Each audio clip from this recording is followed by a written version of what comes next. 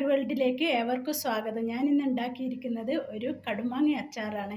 ഇഷ്ടമായെങ്കിൽ ലൈക്ക് ചെയ്യണേ. മാങ്ങ ഉണ്ടാക്കാൻ വേണ്ടി പോകുവാണ്. അതിന് വേണ്ട 5 മാങ്ങ എടുത്തിട്ടുണ്ട്. അത് അരിയുവാണ്.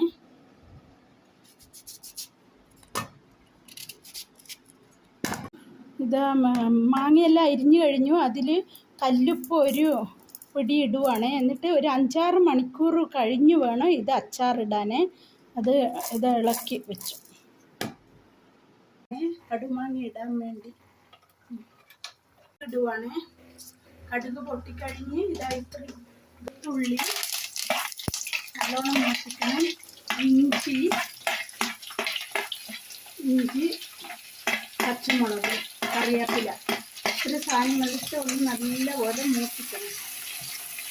പൊടി 2.5 സ്പൂൺ മുളക് പൊടി, 1/4 സ്പൂണ് ഉലുവപ്പൊടി, 1/4 സ്പൂണ് കായപ്പൊടി, 1/4 സ്പൂണ് കുരുമുളക് പൊടി, മഞ്ഞൾപ്പൊടി. ഇത്രയും സാധനങ്ങളിട്ട് നല്ലപോലെ മൂത്ത് കഴിയുമ്പോൾ നല്ലപോലെ മൂത്ത് ഇതിൻ്റെ ഇട്ട് കുറച്ച് ഒരു 1/2 ഗ്ലാസ് വെള്ളം ഒഴിച്ച്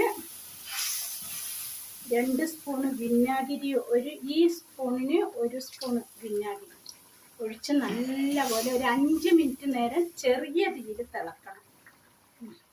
5 മിനിറ്റ് നേരം ഇത് അരപ്പ് വെന്ത് കഴിഞ്ഞാൽ ഈ അച്ചാർ ഒന്നും പൂപ്പൽ പിടിക്കുകയോ ഒന്നും ആയിപ്പോയില്ല. ഈ കടുമാങ്ങ ഇങ്ങനെ ഞാൻ പറഞ്ഞ പോലെ ഇടുകയാണെങ്കിൽ ഇനി ഇതിൻ്റെ മുകളിലോട്ട് ലേശം കടുകും കൂടെ വെതറി കൊടുക്കണം. അതാണ് കടുമാങ്ങ അച്ചാർ. ഇത് തിളക്കാൻ പാടില്ല. ഇട്ടു കടുക് ഇതാ ഒരു 1.5 സ്പൂണ് കടുക് നല്ലപോലെ ഇട്ടു. കടുക് വറുത്ത് പൊടിച്ചതാണ്. അധികം വറക്കണ്ട, ചെറുതായിട്ട് വറുത്ത് പൊടിച്ചതാണ് കടുമാങ്ങ അച്ചാർ.